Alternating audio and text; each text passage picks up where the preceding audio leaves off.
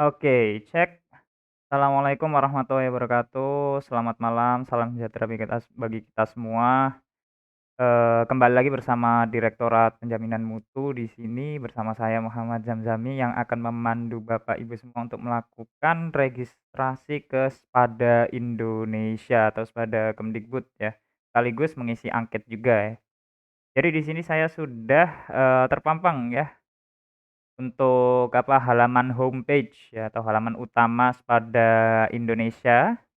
Jadi, di sini untuk linknya sendiri Bapak Ibu bisa langsung ketikkan ya spada.kemdikbud.go.id ya, itu dia. Kemudian di sini saya sudah terpampang ada tab ya di atas sini, di atas sendiri. Ada home, ada panduan, ada kursus, ada berita, ada register, sampai ada login ya di sini ya. Jadi, fokus kita di sini nanti akan registrasi dan mengisi angket ya. Jadi di sini kita klik register. Oke, jadi untuk Bapak Ibu ya di sini ada form registrasi, tapi, untuk mempercepat atau untuk mempercepat keadaan kita saat ini yang lagi mengakses pada Dikti, yang kebetulan lagi banyak yang akses, jadi servernya agak sedikit ngadat ya. Jadi universitasnya kita isi dulu.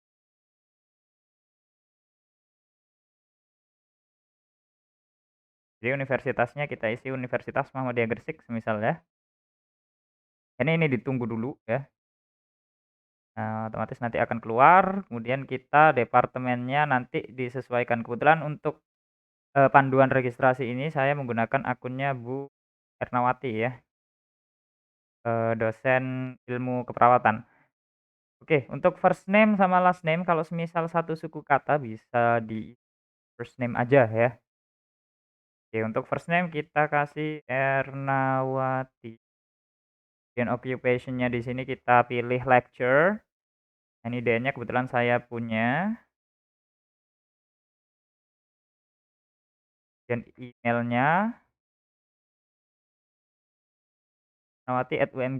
ernawati@umg.ac.id, kemudian, nomor teleponnya.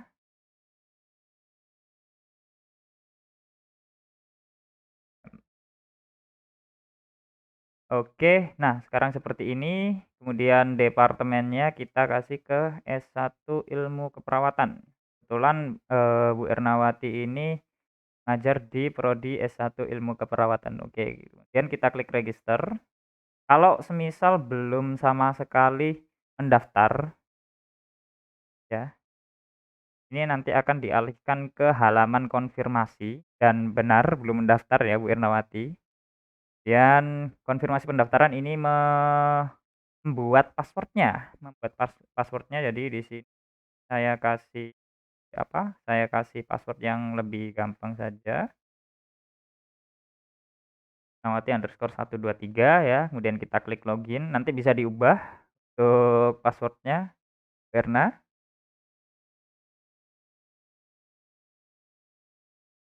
Oke, ini kita sedang menunggu. Nah, setelah kita konfirmasi pendaftaran dan membuat password, kemudian kita klik login, nanti akan dialihkan ke halaman admin atau halaman dashboard dosen ya. Tapi sebelum itu saya cek ya, double cek ya di sini ya. Ada, beberapa kolom yang wajib diisi ketika, sudah melakukan pendaftaran ya di sini ya. Jadi di sini kita harus ketika kita dialihkan dari konfirmasi ke dashboard, itu nanti akan muncul notifikasi seperti tadi untuk mengisi foto profil dan alamat ya. Jadi diisi dulu 2 kolom kosong ini. Jadi kita change foto, sebentar saya ambil fotonya Bu Ernawati, kan ada fotonya ya.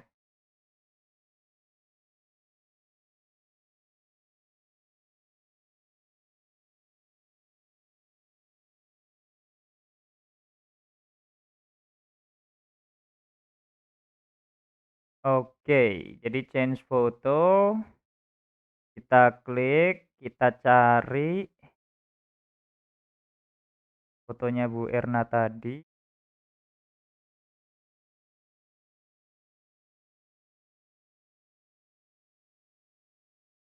Oke, saya kehilangan sepertinya fotonya Bu Erna ini.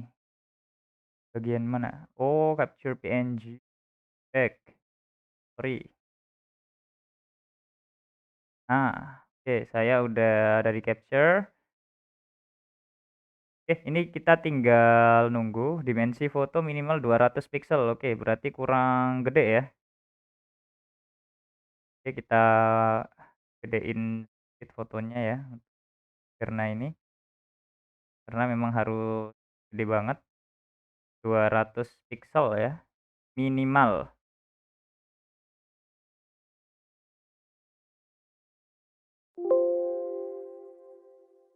Oke, kalau sudah cukup, Ernawati capture the JPEG ini ya.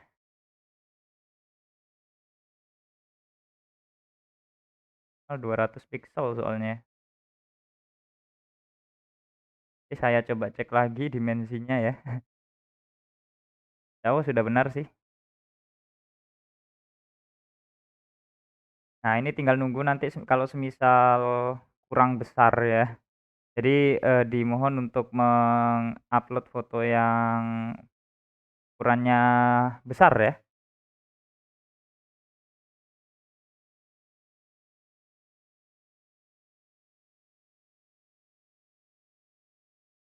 Kalau semisal masih belum berhasil atau belum berubah, kita coba reload lagi ya. Kita coba reload, kita change foto lagi. Oke, sudah berhasil. Kemudian tuliskan nama kelurahan, desa, kecamatan. Ini nanti akan muncul drop down juga. Domoro ya. Jadi ini akan menunggu ya, nanti akan muncul drop down. Nah, Kecamatan Kebomas, Kabupaten Gresik, Jawa Timur. Nah, setelah itu kita klik simpan. Otomatis nanti akan ada notifikasi hijau ya, notifikasi hijau sukses perubahan telah disimpan. Nah, setelah itu kita bisa mengisi angketnya. Nah, cara untuk mengisi angket ya, di sini kita di bagian atas ini ada tab ya, ada tab, ada home, ada matkul, ada kursus, ada hibaswada, sama ada akun setting ya. Nah, kita masuk ke home.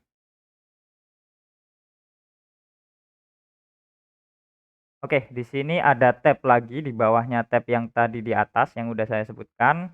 Ini ada BIMTeX pada Indonesia, ada dashboard pada Indonesia, dan ada testimoni ya. Ini kita klik dashboard pada Indonesia ya. Dan di sini ada pilihan-pilihan banyak, kita pilih angket pada Indonesia. Kita klik, akan dialihkan ke halaman angketnya. Nah, ini instrumen penilaian pembelajaran daring untuk pemeringkatan perguruan tinggi tahun 2021. Sasarannya dosen ya. Kemudian di sini ada 7 pertanyaan yang wajib diisi sama Bapak Ibu ya di sini ya. Jadi di sini ada platform pembelajaran daring ya, ada kebijakan dan regulasi perguruan tinggi, kemudian ada kelembagaan unit pembelajaran daring, kesiapan memfasilitasi pembelajaran daring dosen, dan ada kesiapan dari sisi mahasiswa, kualitas pembelajaran daring, dan juga evaluasi program dan peningkatan kinerja ya. Oke, jadi untuk pertanyaan pertama nih, platform pembelajaran daring. Kemudian pertanyaan yang pertama ada, apakah perguruan tinggi Anda telah memiliki platform LMS sendiri? Jadi untuk Universitas Muhammadiyah Gresik ini mempunyai LMS sendiri memang ya pada UMG ya. Nah, ini otomatis kita klik ya. Kemudian bila sudah memiliki LMS, apakah LMS tersebut telah digunakan untuk pembelajaran daring, hybrid, or blended learning internal?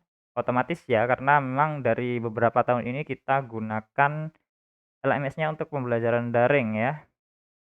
Kemudian ada yang ketiga, bila sudah memiliki LMS, apakah LMS tersebut telah digunakan untuk pembelajaran daring, hybrid, or blended learning oleh mahasiswa lain dari perguruan tinggi lain dalam skema alih kredit. Jadi alih kredit ini bisa dikatakan pertukaran pelajar ya. Kemarin sempat ada kegiatan pertukaran pelajar di kampus kita. Jadi kita otomatis klik ya. Kemudian nomor 2, kebijakan dan regulasi perguruan tinggi. Apakah perguruan tinggi Anda telah memiliki kebijakan khusus tentang penerapan e-learning ya?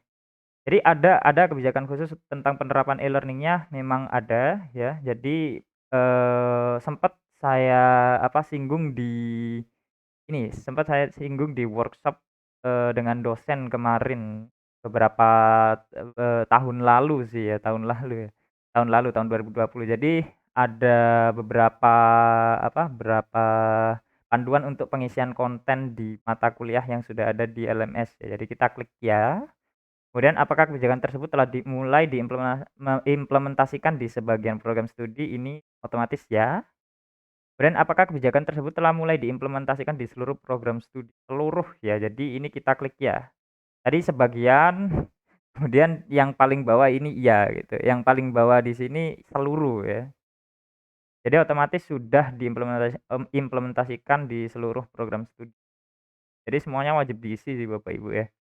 Kemudian nomor 3, kelembagaan unit pembelajaran daring ya. Apakah perguruan tinggi Anda telah memiliki unit khusus yang ditugaskan untuk mengelola e-learning perguruan tinggi? Otomatis ya. Karena sekarang sudah ada ya untuk bironya ya. Tapi, kebetulan untuk tahun ini, dipindah ke Direktorat Penjaminan Mutu. Kemudian, apakah perguruan tinggi Anda telah memiliki unit khusus yang tetap dan lengkap dengan struktur organisasi, program kerja, dan pembiayaan untuk mengelola e-learning perguruan tinggi? Otomatis ya. Kemudian, apakah unit khusus tersebut telah melaksanakan program kerja dan memberikan implikasi nyata terhadap perguruan tinggi? Otomatis ya, karena setiap, beberapa kali kita memandu Bapak Ibu dosen dan juga TU untuk melakukan, melakukan akses pada gitu kan ya, melakukan akses pada ya, terutama workshop ya, kemudian ada beberapa panduan-panduan juga di situ, otomatis kita klik ya. Kemudian kesiapan memfasilitasi pembelajaran daring dosen ini tergantung Bapak Ibu dosen menilai ya. Nah, apakah 0-25% dosen di perguruan tinggi Anda telah familiar dengan pembelajaran daring? Nah, ini silahkan dinilai sendiri ya. Otomatis kalau kalau saya sih, dari 26 sampai 50 ya. Untuk 26 sampai 50, kemudian apakah 51%, 100% ini, kebetulan kalau menurut saya ya, kalau menurut saya ini belum ya, masih belum. Harusnya di sini ada pilihan belum, tapi di sini ya sama tidak saja. Jadi nanti disesuaikan sama pengalaman Bapak Ibu ketika melakukan pembelajaran daring di Universitas Muhammadiyah Gresik gitu aja. Kemudian kesiapan dari sisi mahasiswa. Nah, ini juga tergantung Bapak Ibu ya. Apakah ada mahasiswa yang kurang familiar dengan SPADA atau mungkin kurang familiar dengan teknologi itu ya memang ada. Jadi kesiapan infrastruktur dan fasilitas dari sisi mahasiswa ini kalau dari kesiapan infrastruktur ini, kalau saya bilang sih baik ya. Ya kita sudah menyediakan LMS, kita sudah menyediakan servernya juga ya, dan juga beberapa kali ada workshop ya. Kebetulan mahasiswa kemarin sempat kita kasih workshop juga ya. Kemudian ada keterampilan menggunakan LMS ini bisa dibilang cukup ya. Tapi kalau semisal, sekarang kurang lebih banyak mahasiswa yang, bisa menggunakan LMS gitu atau mungkin teknologi ya, apalagi sekarang sudah ya industri 4.0 lah istilahnya ya. Keterampilan menggunakan LMS kita kasih baik ya istilahnya. Kemudian kualitas pembelajaran daring ya, kualitas konten ini juga tergantung Bapak Ibu mengisi konten yang ada di SPADA juga ya. Kalau kalau saya sih di sini mungkin kita kasih baik ya, karena memang, beberapa dari dosen sudah mahir untuk menggunakan SPADA dan juga pengisian kontennya juga cukup tertata. Kemudian kualitas layanan interaksi, jadi ini juga tergantung dari Bapak Ibu dosen melakukan interaksi di LMS-nya ketika melakukan, sesi mengajar ya otomatis ya. Jadi kalau semisal saya yang mengajar, saya, mungkin ada di baik ya. Kemudian kualitas layanan asesmen dan umpan balik di sini mungkin, terkait ini ya, terkait terkait setelah pembelajaran itu akan ada umpan balik atau asesmen atau maybe tugas, ya mungkin tugas atau CPK kalau sebutannya di universitas ya. Di layanan asesmen ada termasuk penilaian dan juga, rekapitulasi juga gitu kan. Ini saya klik baik, Kak, ya. Dan evaluasi program dan peningkatan kinerja ya, pemantauan kinerja program. Jadi di sini kita menyediakan pelaporan juga sih untuk Spada ya. Ada pelaporan pembelajaran daring itu seperti apa gitu. Jadi kalau menurut saya, di sini cukup ya, evaluasi program. Jadi, selama per semester atau selama penggunaan pembelajaran itu kita kasih evaluasi itu sudah benar atau masih belum cukup ya. Jadi untuk evaluasi program ini saya kasih cukup ya. Kemudian rencana tindak lanjut di sini, kebetulan untuk kemarin biro akreditasi ini bukan dihapus ya, tapi, kebanyakan dipindah di Direktorat Penjaminan Mutu, jadi kita kasih ke cukup tuh. Nah, jadi seperti ini, kurang lebih seperti ini ya. Tapi untuk yang nomor 4 sampai nomor 7 ini bisa disesuaikan sendiri sama Bapak Ibu ya, untuk pengisiannya. Setelah kita selesai mengisi semua, kita klik kirim jawaban angket. Nah, kebetulan Bu Ernawati di sini cuma saya contohkan, jadi saya tidak akan mengklik kirim jawaban angket. Nanti Bu Ernawati bisa mengisi angket tersebut gitu. Oke, itu saja dari saya. Mohon maaf bila ada kekurangan. Terima kasih sudah menonton video ini. Jangan lupa di-like, di-subscribe, dan di-share ke, komunitas biar Universitas Muhammadiyah Gresik semakin jaya gitu ya. Oke. Terima kasih sekali lagi. Assalamualaikum warahmatullahi wabarakatuh.